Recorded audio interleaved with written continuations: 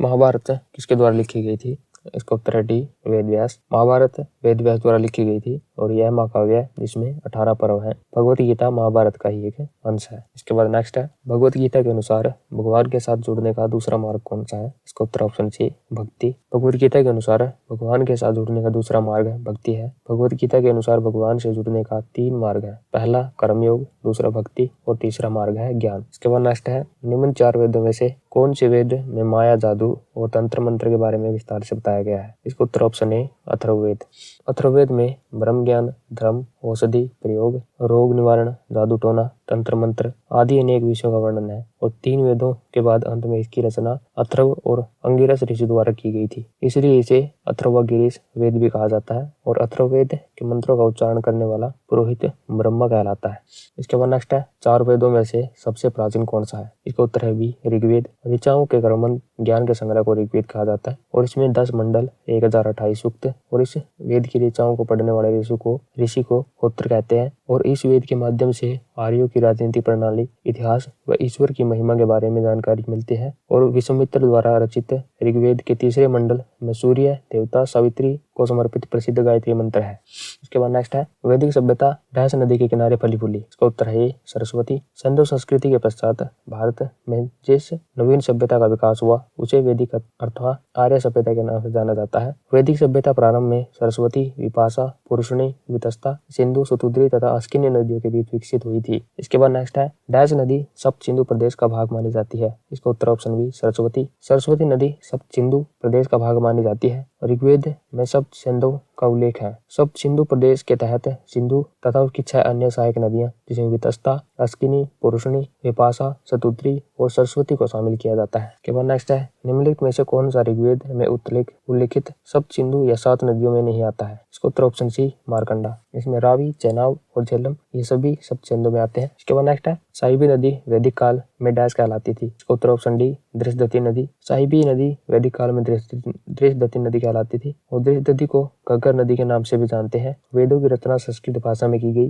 वैदिक साहित्य को श्रुति भी कहा जाता है। इसके बाद नेक्स्ट है, वेदों की रचना किस भाषा में हुई थी? इसका उत्तर ऑप्शन सी, संस्कृत भाषा में। इसके बाद नेक्स्ट है, महाभारत की लड़ाई शुरू होने से पहले भगवान कृष्ण ने क्या उपदेश दिया था? इसका उत्तर ऑप्शन बी, भगवत गीता। महाभारत की लड़ाई शुरू होने से पहले भगवान कृष्ण ने भगवत गीता का उपदेश दिया था और यह महाभारत के भीष्म पर्व का अंग है। महाभारत भगवत गीता में 18 अध्याय है और यह संस्कृत भाषा में लिखी गई है। इसके बाद नेक्स्ट है, भगवत गीता में अध्याय है? इसका उत्तर है बी, 18। इसके बाद नेक्स्ट है, महाभारत डैश भाषा में लिखी गई? इसका उत्तर है बी, संस्कृत भाषा में। इसके बाद नेक्स्ट है, महाभारत की लड़ाई कितने दिनों तक लड़ी गई? इसका उत्तर है ऑप्शन डी, 18 दिनों तक। महाभारत की लड़ाई हरियाणा के कुरुक्षेत्र में 18 दिनों तक चली और यह युद्ध पांडव और कौरव के मध्य हुआ था। महाभारत ग्रंथ में कुल 18 अध्याय है। कुरुक्षेत्र के मैदान में श्री कृष्ण ने अर्जुन को 18 दिन का गीता ज्ञान दिया था। इसके बाद नेक्स्ट है, भगवान कृष्ण का सर्वोच्च उपदेश है? इसका उत्तर ऑप्शन बी, भगवत गीता। इसके बाद नेक्स्ट है, महाभारत का युद्ध डैश के दौरान हुआ? इसका उत्तर ऑप्शन ए, 900 ईस्वी पूर्व।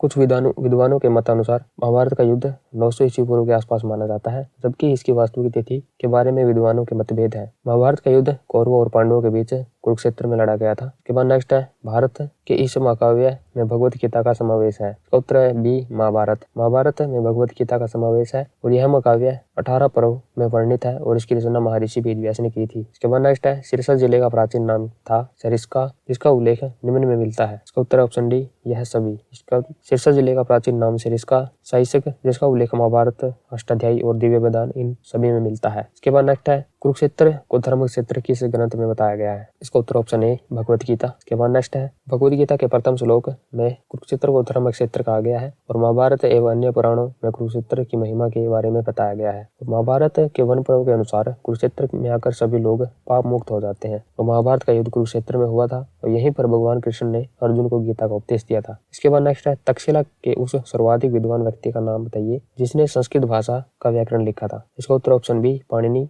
तक्षशिला के सर्वाधिक विद्वान व्यक्ति पाणिनि ने संस्कृत भाषा का व्याकरण अष्टाध्यायी नाम से लिखा था और यह संस्कृत की पहली व्याकरण थी।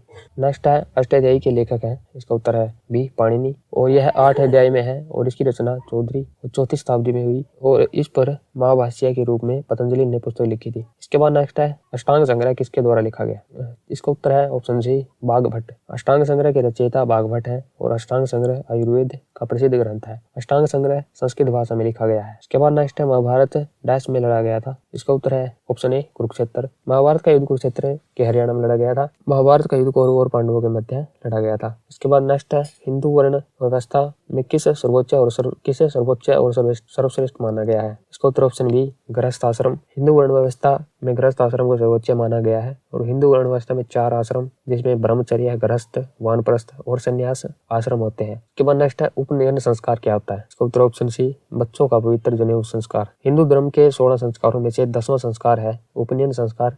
इसे ज्ञोपवीत या जनेन्द्र संस्कार भी कहा जाता है और जनेन्द्र के 3 सूत्र होते हैं जो ब्रह्मा, विष्णु, महेश तीनों देवताओं के प्रतीक है। यह संस्कार करने से शिशु को बल, तेज और ऊर्जा की प्राप्ति होती है। इसके बाद नेक्स्ट है हिंदू पुराणों में किसने गणेश जी का गजदंत तोड़ा जिससे गणेश जी को एक दंत की उपाधि मिली। इसका उत्तर ऑप्शन ए परशुराम। एक दंत स्वरूप गजानन को भगवान परशुराम के प्रहार से मिला। पौराणिक कथा के अनुसार शिव जी ने परम भक्त परशुराम भोलेनाथ से मिलने आए और उस समय कैलाशपति ध्यान मगन थे। गणेश ने परशुराम को मिलने से रोक दिया और परशुराम जी ने उनसे कहा कि वे मिले बिना नहीं जाएंगे। जब परशुराम जी का धैर्य टूटा तो दोनों के मध्य भीषण युद्ध हुआ और परशुराम ने गणेश जी पर शिव जी से प्राप्त फरसे से वार किया और उनका एक दांत टूट गया। महाभारत में भीष्म का वास्तविक नाम क्या था। इसका उत्तर है ऑप्शन ए देवव्रत। महाभारत में भीष्म का वास्तविक नाम देवव्रत था और भीष्म महाराजा शांतनु के पुत्र थे। महाराजा शांतनु की पटरानी गंगा के कोख से उत्पन्न हुए थे और भीष्म को इच्छा मृत्यु का वरदान था। इसके बाद नेक्स्ट है प्रसिद्ध महाकाव्य रामायण से सीता नामक चरित्र के जन्म स्थान पर किस कला विधा का नाम पड़ा है। इसका उत्तर ऑप्शन प्रसिद्ध महाकाव्य रामायण से सीता नाम चरित्र के नाम से स्थान पर मिथिला कला विधा का नाम पड़ा है और मान्यता अनुसार सीता का जन्म जनकपुर के राजा जनक और सुनन्या के घर में हुआ था और जनकपुर का प्राचीन नाम मिथिला और विदेह नगरी था।